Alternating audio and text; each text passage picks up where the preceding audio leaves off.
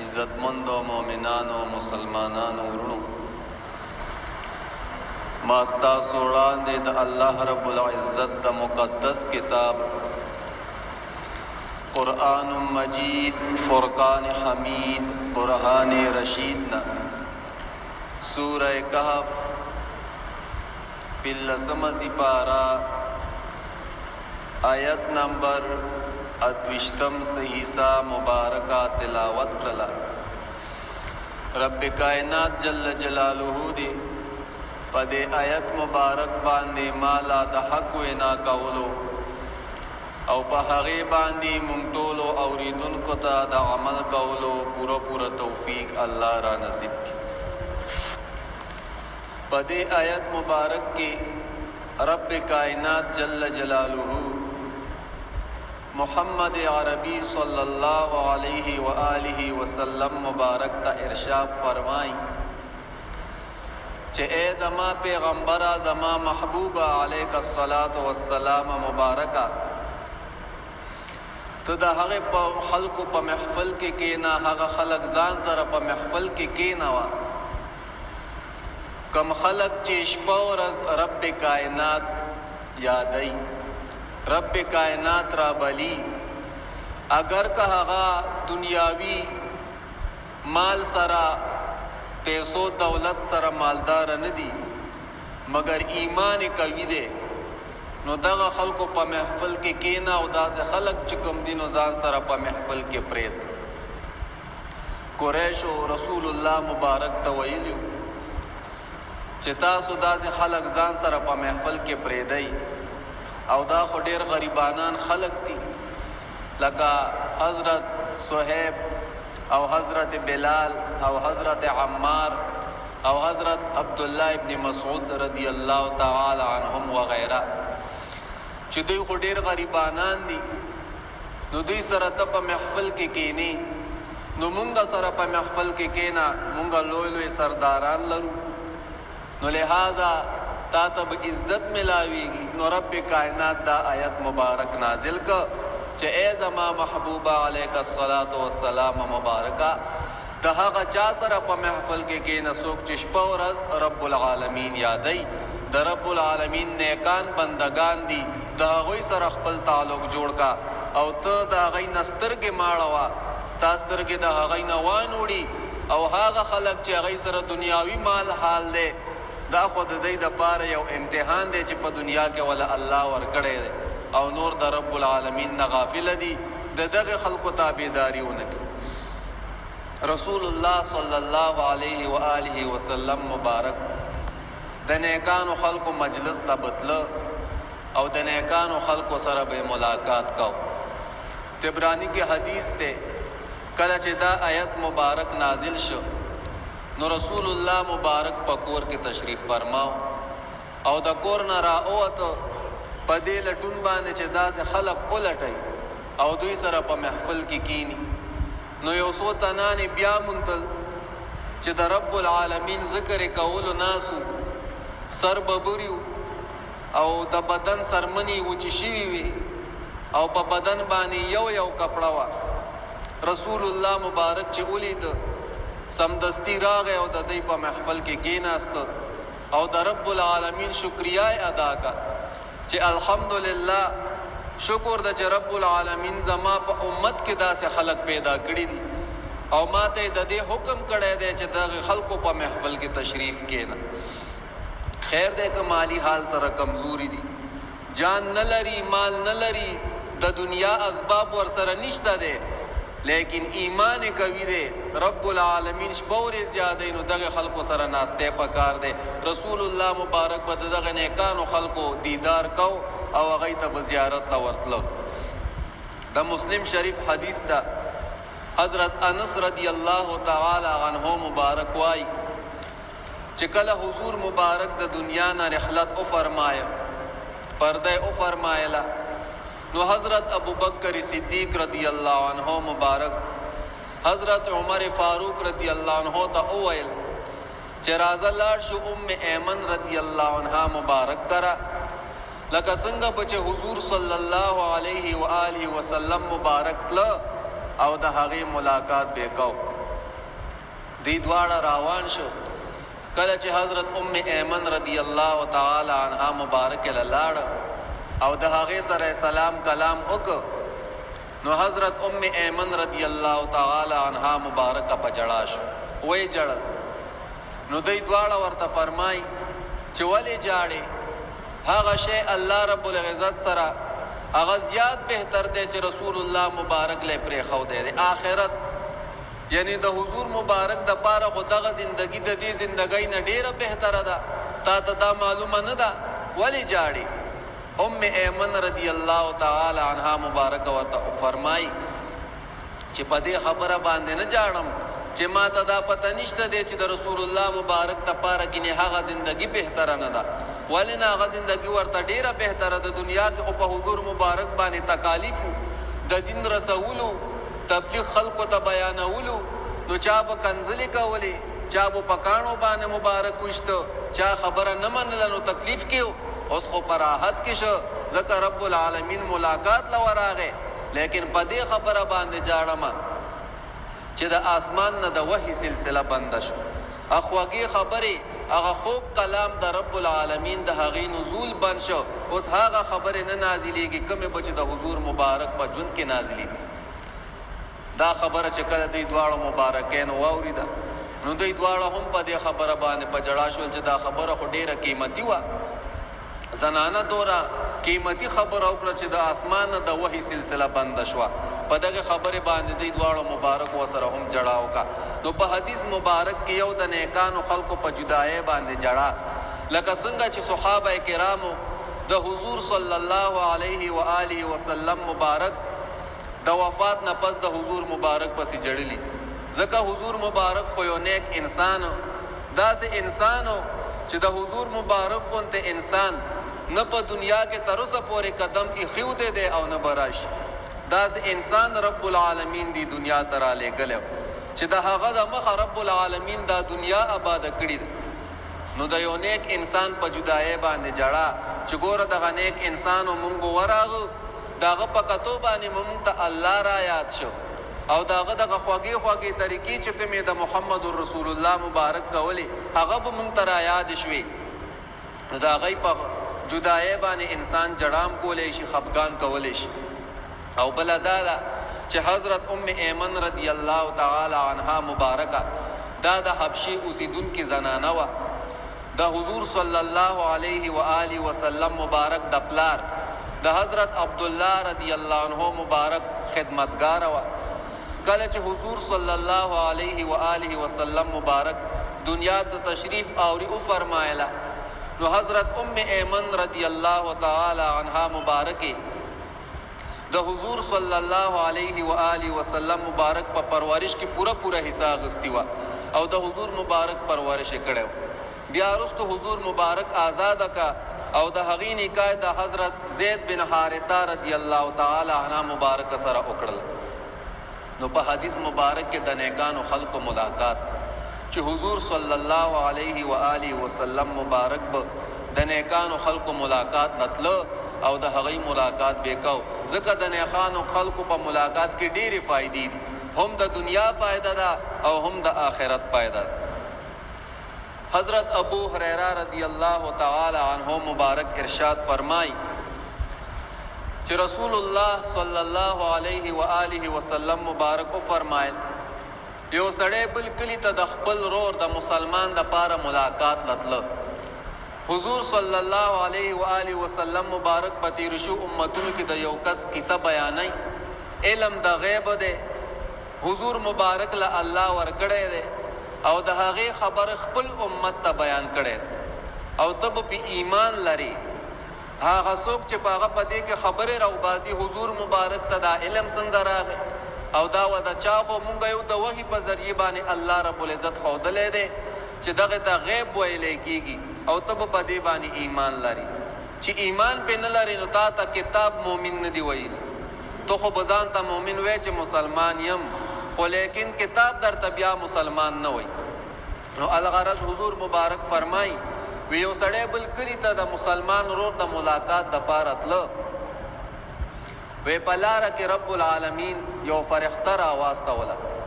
چې ورشه او دغه سړی ته دغه فلانکی ځای کې ودرېږه په انتظار. کله چې دا سړی دغه فرښتې ته خواته ورغی او تېرېده، نو دا فرښته ترنه تپوس کوي انساني شکل کې راغلی ده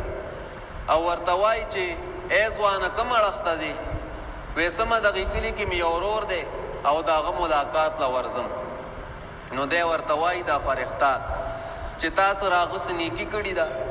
او د هغې بدله خلاصې، نو ځکه دا تکلیف کې او دونه سفر کې د هغه ملاقات له ورځي. نو دی ورته وایي چې نه،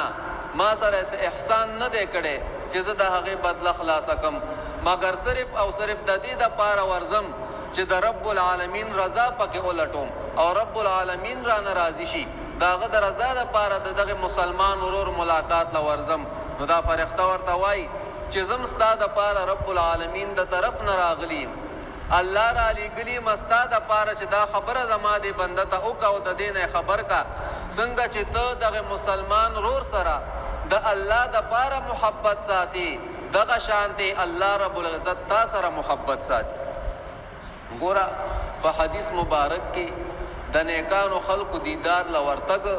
په هر قدم باندې الله رب العزت انسان ته نیکۍ ورکوي. د یو نیک بنده سوچ دې په زړه کې وکړو چې سمه د هغه ملاقات لا په دې باندې الله رب العزت تا نه راضي کېږي او تعالی په اجر او ثواب درکوي. په بل حدیث مبارک کې حضور صلی الله علیه و آله وسلم مبارک ارشاد فرمای چې کله یو بنده د یو مریض بیمار پرسې له ورشي یا صرف د الله د رضا دپاره د یو مسلمان ورور ملاقات وکړي، نو یو آواز کوونکی په اوچت آواز سره وایي چې تم خی ستا دا سفر هم ښه دی او ستا ځان له په جنت کې یو ماڼۍ جوړه کړه. مولا علی قاري رحمت الله علیه فرمایي چې د حدیث مطلب دا دی چې دا آواز کوونکی آواز کوي چې خوشحاله اوسې، ستا دا سفر هم د خوشحالۍ دی او کومه ماڼۍ چې درته په جنت کې جوړه شوه په هغې باندې هم خوشحاله شه، یعنی رب العالمین د ستا نه راضي دی. ګوره د الله د رضا دپاره که یو انسان د یو بیمار پوښتنې له ورشي، حدیث کې راځي او یا زره فرښتې ستا دپاره د مغفرت دعاګانې غواړي. که سحر لاړې تر ماښامه پورې درته دعا غواړي او که ماښام لاړې تر سحره پورې دعا غواړي. په آسمان کې مارغان او په سمندر کې میان دا ټول مخلوق د الله تعالی دپاره د مغفرت دعاګانې غواړي چې الله د انسان وبخه، نو خدای به دې نه بخي. او دویم د رب العالمین د رضا دپاره د یو مسلمان ورور دیدار کول، د یو نیک بنده ملاقات کول، په دې باندې الله رب العزت د انسان ناراضي کیږي. سلفونه دا را نقل دی، هغوی فرمایي چې موږ ته په ټولو کارونو کې زیات مشکل کار چې کوم د هغه خپل نیت دا صرف او صرف د الله د رضا دپاره ګرځول، دا د ټولو نه ګران کار سلفو صالحینو ته ښکارېده چې یو کار کوي انسان او خالص د الله د رضا دپاره وکړي. لکه زه تاسو ته اوس دلته دا مسله بیانوم او په دې کې د ما سوچ وي چې دی وایي چې ګوره ده خو ښې مسلې وکړي، نو بس صرف په دنیا کې دغه ما ته وویلی شو، په آخرت کې زما دپاره څه ثواب نشته، ځکه په دې کې مقصد د الله د رضا نشته. او کنه دا پکې وي چې الله پکې مانه راضي شي، نو بیا بنده د الله نه راضي کېږي او په خلکو باندې د هغه خبرې هم اثر کوي. امام ابن حجر مکی رحمت الله علیه په خپل کتاب کې فتاوا حدیثیه کې په صفحه نمبر 315 باندې یو واقعه ذکر کوي چې په دې واقعو کې یو ادب ذکر دی او یو پکې الله رب العزت د رضا دپاره ملاقات ذکر دی. عبدالله ابن ابي عسرون رحمت الله علیه دی وایي چې مو زه لاړم بغداد ته د علم حاصلولو دپاره، او هلته کې چې کوم دی په مدرسه نظامیه کې ور داخل شم، د ابن سقا سره د هغه سره ملګری شو او مونږ به د نیکانو خلکو مجلسونو ته ورتلو، د علماو د اولیاو په هغې کې به کېناستو او د هغوی نه مو به فایده حاصلوله.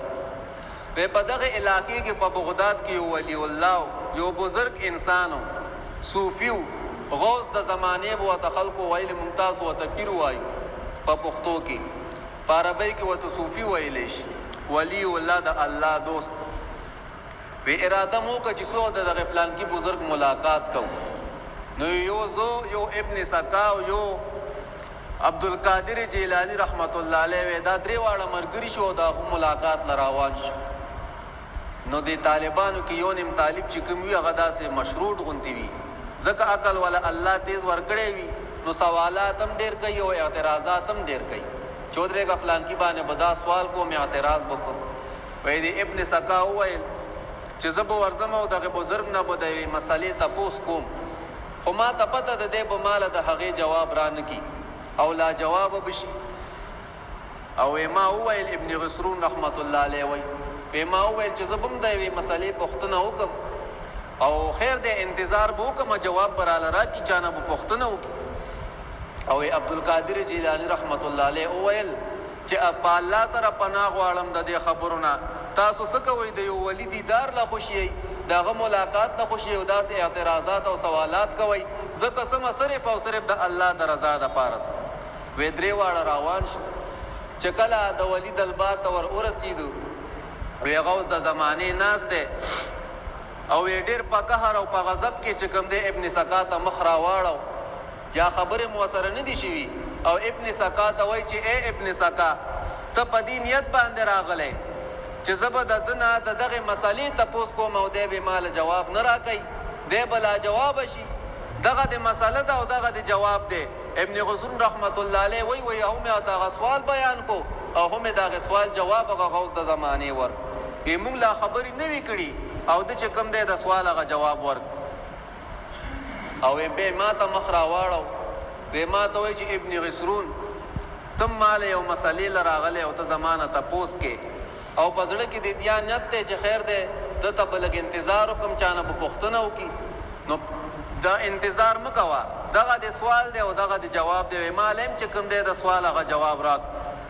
او کله چې عبدالقادر جیلانی رحمت الله علیه ته مخ راواړو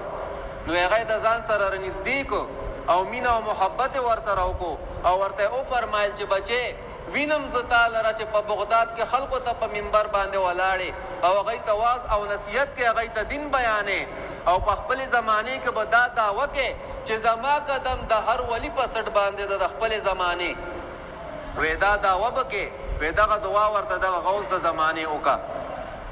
وی مونږ خو واپس راغلو وی وخت تېرېده د عبدالقادر جیلانی رحمت الله علیه کرامات او فیوزات هغه خو خلکو ولیدل، عامو ولیدل او خاصم ولیدل چې هغه شیخ ورته دعا کړې وه. او ابن سکا چې کوم وی ده ته دا ویلي و چې ابن سکا زه تا وینم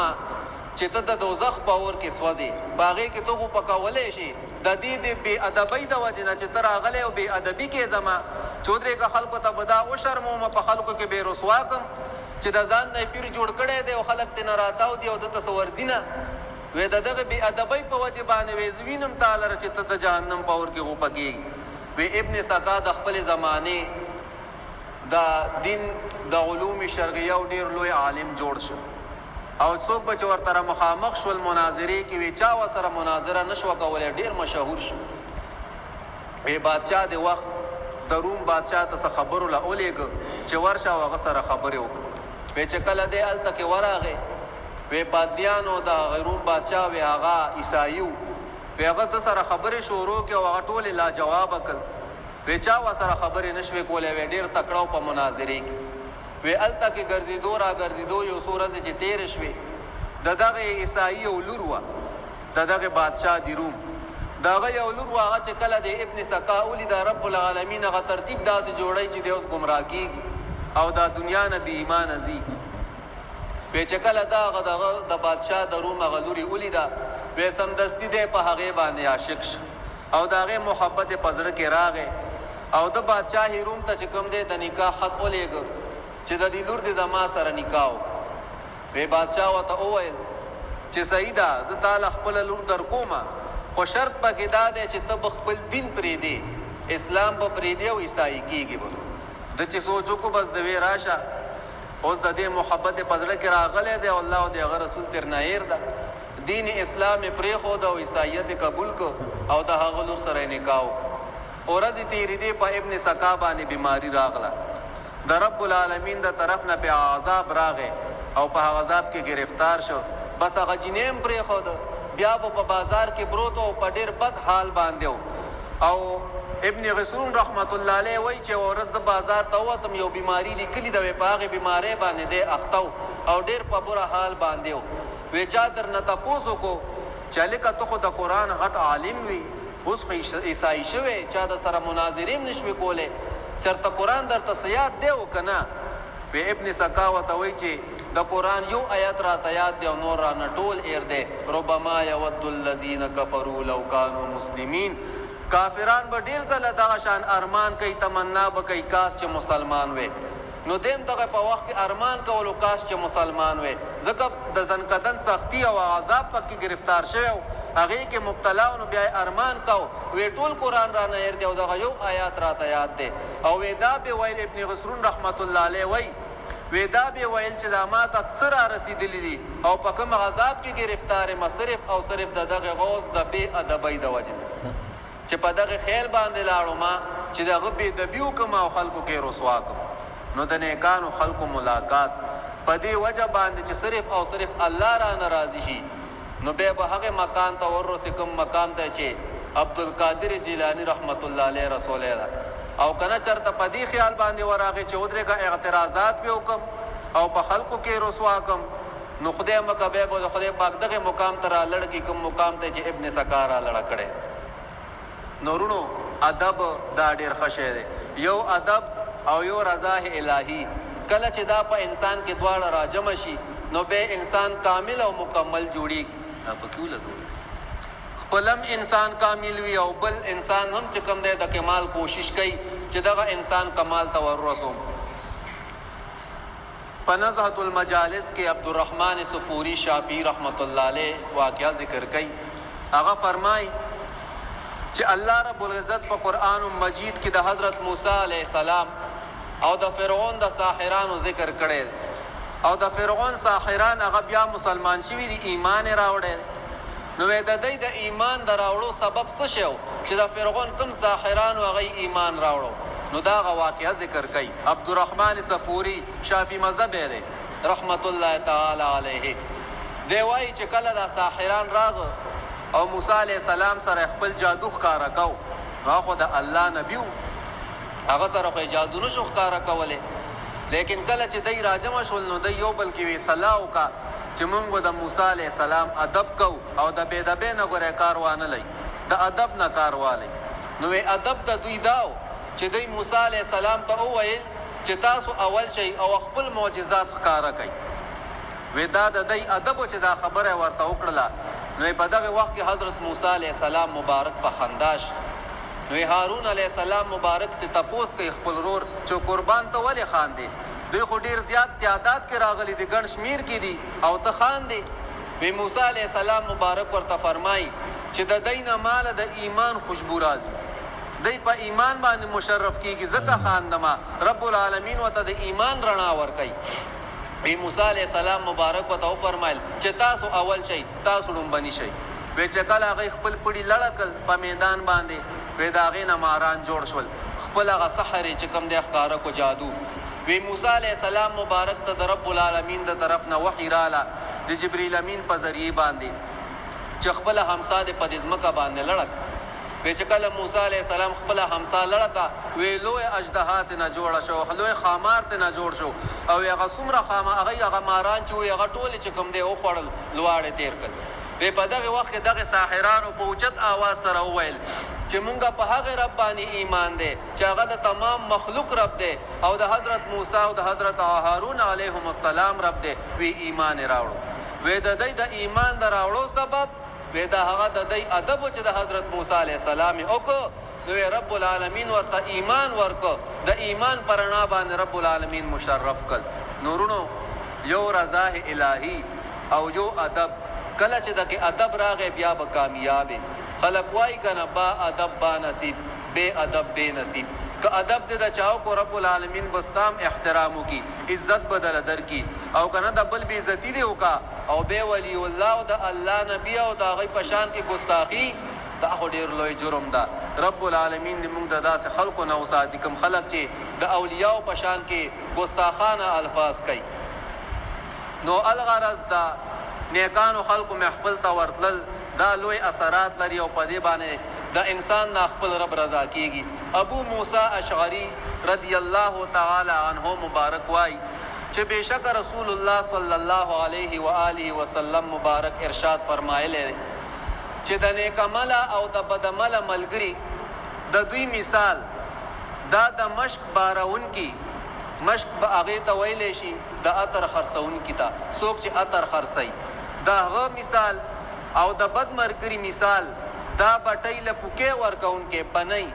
د لوهار په دکان کې بنۍ وکنه هغې له به هغې اول پوکې ورکو اوس خو یې ورته په کیله ګولي دي بس هغه سټاټ یې هغې باندې اور تازه کوي وی د دې دواړو مثال د ښه او د بد ملګري مثال وی دغه دی وی د ښه ملګري مثال عطري دی او د بد ملګري مثال وی دا بټۍ له پوکې ورکوونکی نو وی که نیک ملګري سره دی تعلق جوړ شو عطري سره دی تعلق جوړ شو نو وی ته سره چې ته په دکان کې ناست وی یا خو به دی تاله په خپله عطرو یو شیشه درکړي چې زه دا واله یا را دې خوا چې عطر د باندې ولګوم نو فایده به حاصله کړي خوشبو به حاصله کړي او یا به درنه ته واخلې چې راکړه یو د 100 واله شیشه د 50 واله شیشه او که دا دواړه صورتونه نه نو خوشبو خو به حاصله کړي خوشبو به درنه خېږي ځکه هغه سره په دکان کې ناست او وی بد ملګری چې کوم دی وی د مثال د بټۍ له پوکې ورکوونکی دی وی که ده سره ناست او دې پوکې ورکو به هغې اورله خو اسکروټ کې به راپورته شي او ستا جامې به وسوځئ او وی که چېرته جامې دې ونه سوځېدې نو د لوهار په دکان کې چې کوم لوګې وي او کومه بدبوی نو هغه به ستا د کپړو نه خېږي هغه اثر به په تا باندې پروت وي مولا علی کاری رحمت الله علیه فرمایي چې د حدیث ظاهر مطلب دی او هغه خو ښکاره ده چې د نیکو خلکو سره ملګرتیا پکار ده او د بدو خلکو د ناستې پاستې نه او د هغوی محفلو ته ورتلل د هغوی نه اجتناب او پرهیز پکار دی ځکه که د الله یو نیک بنده سره تعلق جوړ شو یو عالم دینی عالم ربانی وي صاحب د شریعت او د طریقت وي او ته ورغلی نو نیکې خبرې به درته وکړي د رب العالمین د معرفت نه به د خبر کړي د حضور مبارک سنت به درته بیان کړي او یا به ورته ته ووایې چې قربان دا مسله څنګه نه ماته یې وښایه او که داسې دا دواړه صورتونه نه تا ته یې بیان کړي او نه ته تپوس وکړي لیکن دومره بوي چې هغوی ته ته ګورې نو د هغوی اثر به په تا باندې لړه کېږي ګیره به پرېږدي تسبیح به په لاس کې راوالې دروغ به پرېږدي نیکې نیکې خبرې به کوې پټکې به په سر کې دغه اثارات د نیک ملګري وي او د بدو ملګرو دا اثر وي چې تا ته به وایي راځه بېګاله فلانکي ځای کې غلا کوو اسکوټر راولو فلانکي کور نه شیشه راکوزو یا به ورته ته چې یاره دغه فلانکی سړی د ده نه غلا کوم ما ته چل وښایه او که دا دواړه صورتونه نه او ته د هغه سره په محفل کې کینې پاسې نو د هغه اثر به په تا باندې پرېوځي د دغه غلا په قدم باندې به ته قدم کېدې دروغ به په تا کې راځي په امانت کې خیانت کول دا به په تا کې راځي دوکه کول دا به په تا کې راځي څومره خرابېنې چې په هغې بد ملګري کې وي دغه ټولې خرابېنې به په تا کې راشي نو حضور صلی الله علیه وسلم مبارک موږ ته تعلیم راکوي ترغیب راکوي چې زما امتیانو د نیکانو خلکو سره دوستي جوړه کوي او د بدانو خلکو نه خپل ځان وساتئ په روایت د متفقن علیه کې دي حضرت ابو هریره رضی الله تعالی عنه مبارک فرمای چې رسول الله صلی الله علیه و آله وسلم مبارک ارشاد او فرمای تنکح المرأة لاربع وی خود سره د څلور وجو نه نکاح کولی شي لمالها د هغې د مال د وجې نه یو ښځه مالداره وي انسان سوچو کېره ډېر مالدار دي نکاح به وکړم او واده به ورسره وکړم نو بس کوټه مې به د سامان نه ډکه شي اے سی بو کې فرج بو کې فرنیچر بو کې نو مال به راله راځي ولحسبها او یا د هغوی د حسب د وجې نه مثلا ملکان وي په کلي کې نو د هغوی نامه اوچته وي نو داسې وجې کې چې یاره زه به د دوی کره نکاح وکړم نو زما په کلي کې خلک ادب کوي احترام به کوي چې دا غټو خلکو سره د ده نکاح شوي ده راشئ د دم ادب وکوي ولجمالها یا د هغوی د حسن د وجې نه ښځه ډېره ښایسته وي نو دی پرې عاشق شي چې یاره زه ورسره نکاح کوم زما خوښه ده حضور مبارک په آخري کې فرمایي ولدینها او یا د هغې د دین د وجې نه دغه ښځه ډېره نیکعمله وي نو په هغې کې دغه انسان دغه عادت وګوري چې یاره الله پیژني د هغه رسول پیژني حرام او حلال پیژني پرده پیژني بې پردګي پیژني نو ځکه ورسره دغه انسان نکاح وکړي حضور مبارک فرمایي فاظفر بذات الدین اے ابو هریره رضی الله عنه ته چې ځان کامیابې نو د نیکې ښځې بیبي په نکاح باندې خپل ځان کامیاب که کامیابېدل غواړې نو نیکې ښځې سره نکاح وکړه او خپل ځان کامیاب کا په حدیث مبارک کې مطلب دا دی چې دا ښځه د انسان چې وي بیبي نو دا د سفر ملګری وي او تر مرګه پورې نو که ستا دغه سفر ملګری یو نیکه بیبي جوړه شوه نو تا به هم دنیا ښایستی هم به د آخرت ښایستی ځکه نیکه بیبي چې انسان هغې سره نکاح وکړي نو په دنیا کې هم کامیاب ده. د بال بچ تربیت به دې ښه وي، بال بچ به د نیک عمله وي، ته به هم نیک شي. بیبي چې د نیکه وي ځکه دا د ژوند ملګری دی، تا به هم نیکۍ طرف ته راکاږي چې پاسه خاونده ته تهجدو ټیم دی، مانځله ورشه د مانځه ټیم راغی اذان یې وکړو، خود به پتا کې دا نیک صفات پیدا شي. او که نه چېرته دنیاوي ښځه دی او که د مال دولت والا نو د ژوند ملګری دی، نو دنیاوي ګټه خو به وي لیکن اخروي چې کومې ګټې او نیکۍ نه دي هغه نو بیا د تا نه پاتې وي. کله به د بازارونو ته بوځي، کله به د باندې زیتي سامان علي اسراف به د باندې کوي. نو حضور مبارک مونږ ته فرمایي تعلیم را کوي چې ښځه هم کوئ نو دغه ښه ښځه وکئ چې دنیا او آخرت مو دواړه ښایسته شي. حضرت ابو سعید خدری رضی الله تعالی عنه مبارک وای چې رسول الله صلی الله علیه و آله وسلم مبارک ارشاد فرمایلی دی چې ستا خوراک دې نه خوري مگر مومن سړی، پرهیزګار سړی، او ته مه ملګری کېږه مگر مومن سړي سره. دا خبر رسول الله مبارک ولې کړې ده چې ته مه ملګری کېږه مگر مومن سره، او ستا خوراک دې نه خوري مگر مومن پرهیزګاره. دا د دې دپاره یې کړې ده چې مومن بنده او پرهیزګاره بنده رب العالمین ته نږدې وي. نیکۍ نه چې کې نیکي حاصلې، صدقه چې کې دا په نیکانو خلکو باندې وکړه، په پرهیزګارانو خلکو باندې وکړه. ځکه چې نیک انسان سره ملګری شوې نو ته هم ځان سره نیک کړي او جنت ته به دې ځان ته راکاږي. او که نه بد سره ملګری شوې نو ځان سره به دې بد کړي او د بدۍ او دوزخ طرف ته به دې راکاږي. او یو شاعر څه وایي په محفل د عالمانو به سره زر شي، که وي لوټه او یا وي ګټه د صحرا. دغه شان څه شعر دی یو شاعر ویلی دي. نو سره زر به شي، تا نه به هم نیک بنده جوړ شي کله چې د نیکانو سره تعلق جوړ کو. او وی ته خپل خوراک په فاسقانو مخوره، په فاجرانو یې مخوره، په نیکانو یې وخوره. ولې؟ ځکه که کله دې په فاسق او فاجر سړي باندې خوراک وخوړو نو د بدن ته طاقت ورځي. نو چې طاقت ورته ورغی نو غلا به دا کوي، دروغ به دا وایي، او دغه شانتې نورو دوکې واري نو په هغې کې ورسره تم شریکې. او که نه په نیک انسان باندې د خوراک وکړو او هغه بیا د شپې تهجدو ته ودرېدو، یو نیکۍ پسې روان دی، د نیک سړي ملاقات له روان دی، نو په کور کې ناست او په دغه ثواب کې د ورسره رب العالمین تا شریکوي. نو ځکه حضور مبارک فرمایي چې تاسو ملګرتیا مه کوئ مګر د نیکانو سره او خپل خوراکونه مه خورئ مګر په پرهیزګارانو خلکو باندې. آخري حدیث بیانوم. ابو هریره رضی الله عنه مبارک وای چې رسول الله صلی الله علیه و آله وسلم مبارک ارشاد دی چې انسان دا د خپل ملګري په لاره باندې وي. مطلب دا دی که ملګری دې ښه وي خو ته به هم د هغه پسې روان او که نه ملګری دې خراب وي نو هم د هغه پسې به روان، یا به د دوزخ ته ځان سره بوځي او یا به د جنت ته ځان سره بوځي. امام غزالی رحمت الله تعالی علیه فرمایي چې کله ته یو چا سره دوستی جوړې نو په هغه کې اول 15 خبرې وګوره. ړومبی دا چې دغه انسان عقلمند وي، چې دی عاقل وي او بېوقوف ني. سفیان ثوری رحمت الله علیه فرمایي د مذهب د امامانو نه یو امام محدث تیر شوی دی، هغه فرمایي چې د بې عقل او د بېوقوف سړي مخ ته کتل وی دا ګناه ده، لکه څنګه چې د عالم رباني مخ ته کتلو کې ثواب دی، وی دغه شانتي د یو د بېوقوف سړي مخ ته په کتو کې وی دا ګناه ده. او بیا یا دا چې ته ورسره تعلق جوړ کړې او د هغوی په محفلو کې کښېني، دا خو ډېره لرې خبره ده. وی لومبۍ خبره دا چې هغه عاقل وي، بېوقوف نه وي. او دویمه دا ده چې د هغه اخلاق ښایسته وي، د بدو اخلاقو والا نه وي، د ښایسته اخلاقو والا وي. او دریم چې هغه فاسق نه وي، د رب العالمین نه غافله نه وي،